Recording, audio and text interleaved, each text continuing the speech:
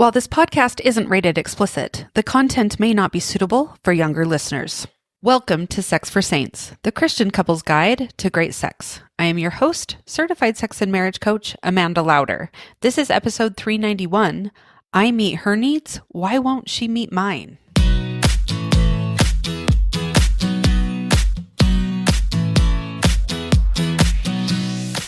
Welcome to Sex for Saints, a podcast for Christian couples. My goal with this podcast is to help enlighten, educate, and inspire you to understand yourself, your spouse, and your sexuality better. I talk about sex in a way you probably haven't heard before. I'm bold, I'm direct, but I keep everything in line with my strong Christian values. Are you ready? Let's go. Welcome back to the podcast. Let's talk about one of the most common complaints I hear from men in my coaching practice. I meet her needs. Why can't she meet mine?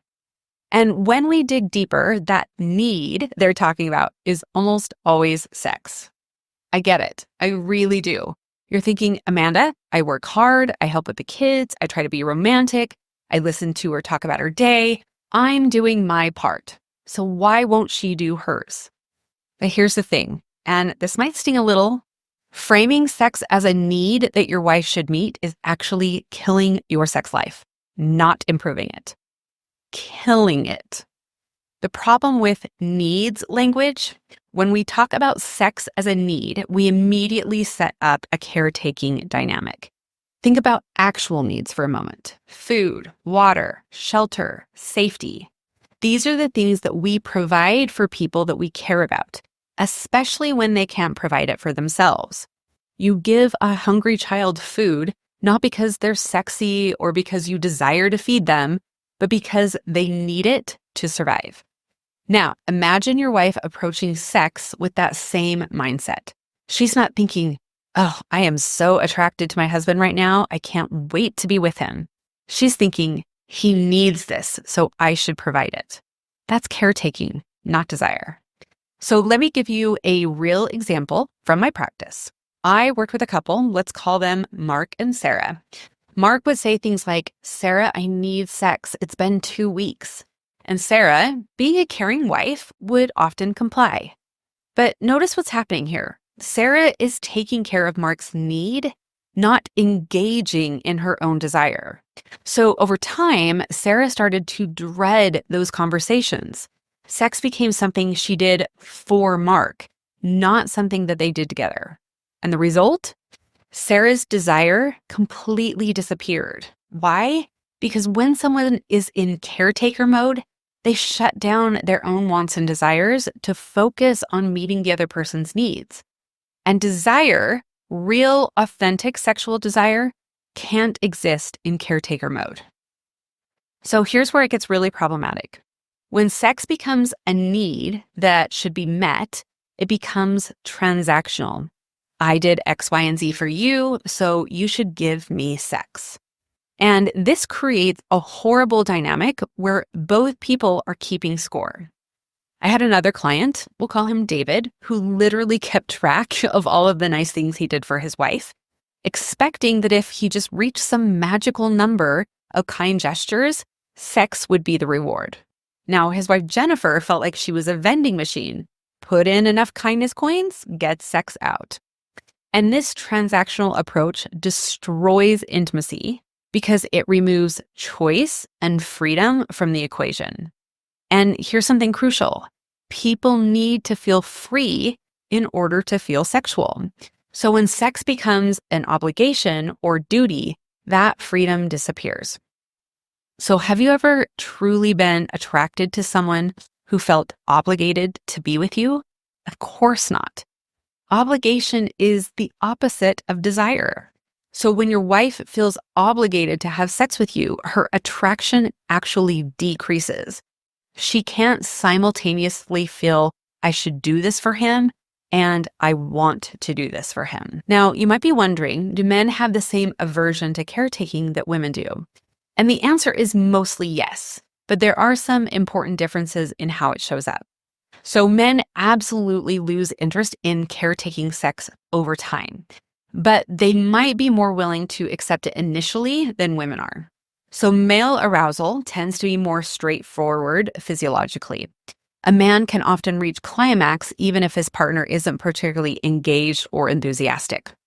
So in the short term, duty sex might feel like it's working for him because he's getting a physical release. But here's what I consistently see in my practice. Men who've been on the receiving end of obligatory sex for months or even years start to feel terrible about it. They'll say things like, I can just tell that she's going through the motions, or I feel like she's doing me a favor and it makes me feel pathetic.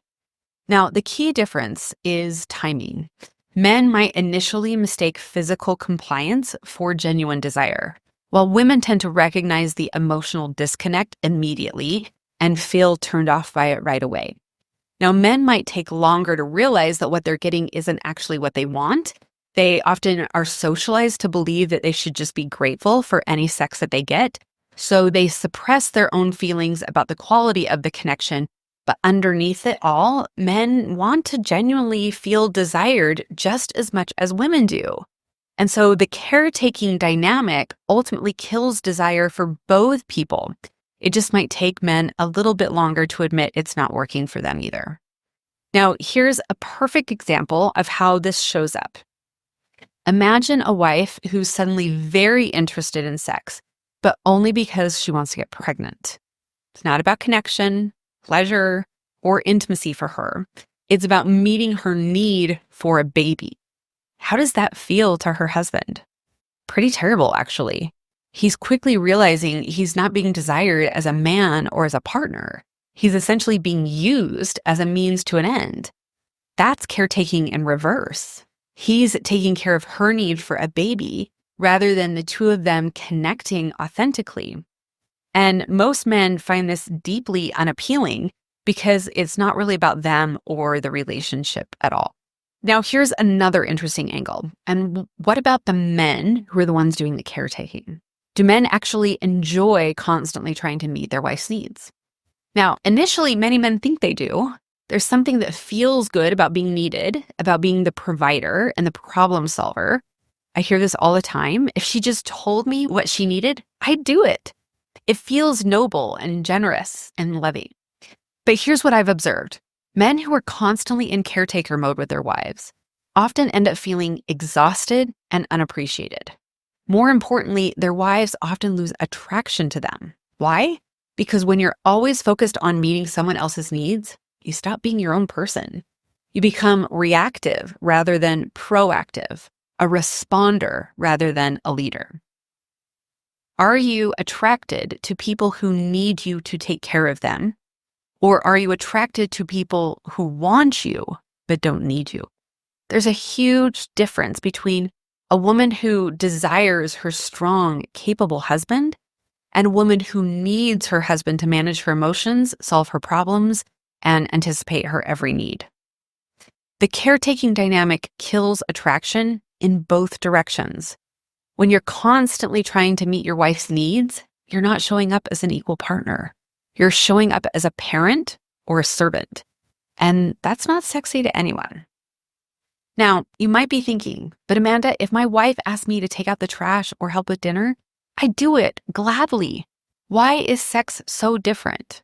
That's a great question. So let's break this down. If you asked your wife to take out the trash, it doesn't require her to be emotionally or physically vulnerable with you in order to do it. It doesn't require her to be turned on or aroused. It doesn't require her to open up her body to you in the most intimate way possible. Sex requires desire, arousal, emotional connection, physical responsiveness, and vulnerability in order to be good. You can't manufacture those things through obligation. You can take out the trash while you're annoyed, tired, and distracted. You cannot have fulfilling sex while feeling obligated, resentful, or disconnected. So here's another way to think about it. Imagine if your wife said, honey, I need you to laugh at my jokes. It's been 3 days since you really laughed at something I said, and I need that validation. Could you manufacture genuine laughter on demand? Could you feel truly amused just because she needed you to be? Of course not. Laughter, like sexual desire, has to be authentic to be meaningful.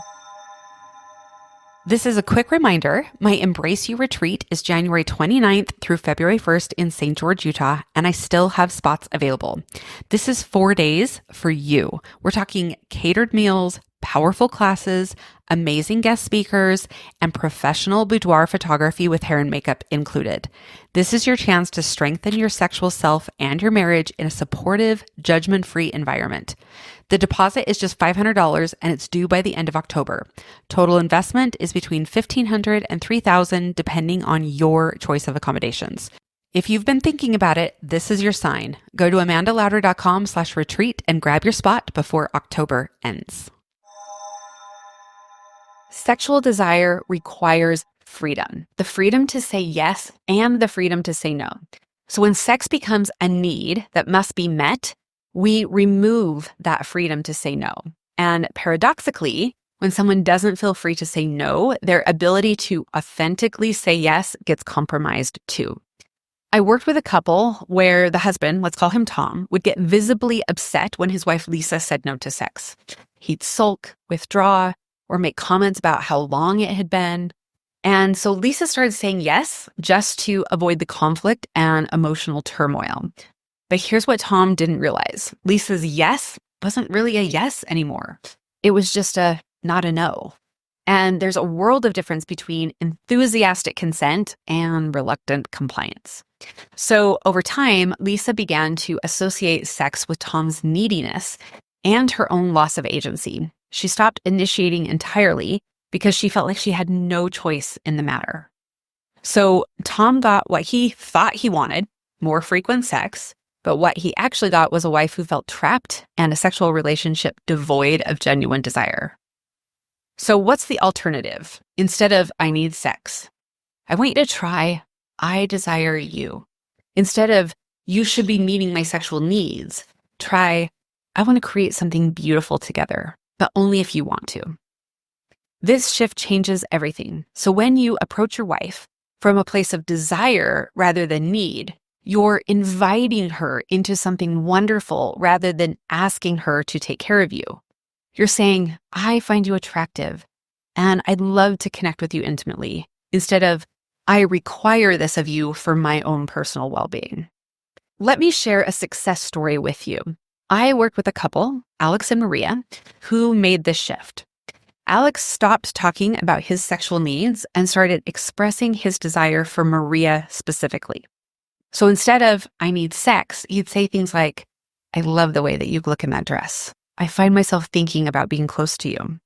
Instead of pressuring Maria to meet his needs, he started focusing on creating experiences that they both enjoyed.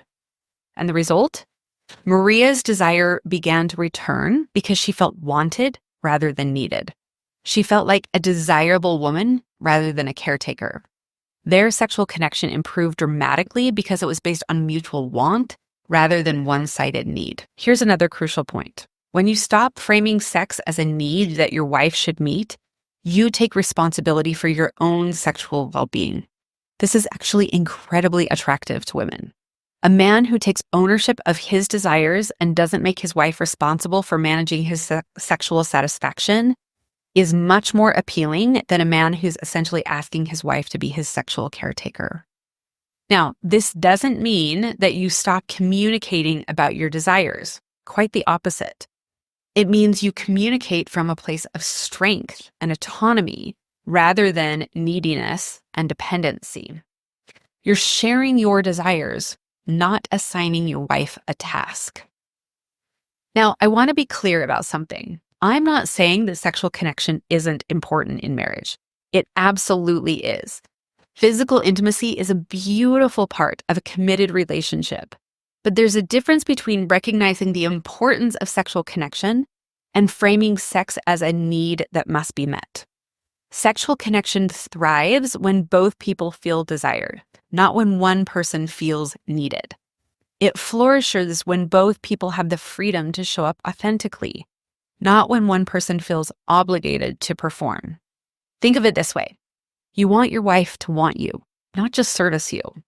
You want her to be excited about being with you, not resigned to it. That excitement, that authentic desire can only exist when she feels free and when your approach to sexuality comes from desire rather than neediness. So how do you make this shift practically? First, stop using needs language around sex. Catch yourself when you're about to say, I need, and reframe it as I desire or I want. Second, take responsibility for your own emotional regulation around sex. If your wife says no, that's information, not rejection. She's telling you something about her current state, not making a statement about your worth or even the relationship necessarily. Third, focus on creating experiences that your wife actually enjoys rather than just trying to get your needs met. What makes her feel desired? What helps her connect with her own sexuality? What creates the conditions where she naturally wants to be close to you? Remember, you can't negotiate genuine desire. You can't logic someone into wanting you. You can't meet enough of their needs to earn sexual connection. Desire is a gift that's freely given, not a debt that's paid. So when you stop treating sex as a need to be met and start treating it as a desire to be shared, everything changes. Your wife stops feeling like a sexual caretaker and starts feeling like a desired woman. You stop feeling entitled and start feeling grateful. And your sexual connection becomes something you create together rather than something that she provides for you. All right, that's all I have for you today. Thank you so much for joining me. Remember, love is a journey, not a destination. Stay committed, stay passionate, and stay connected. I'll see you next time. Bye-bye.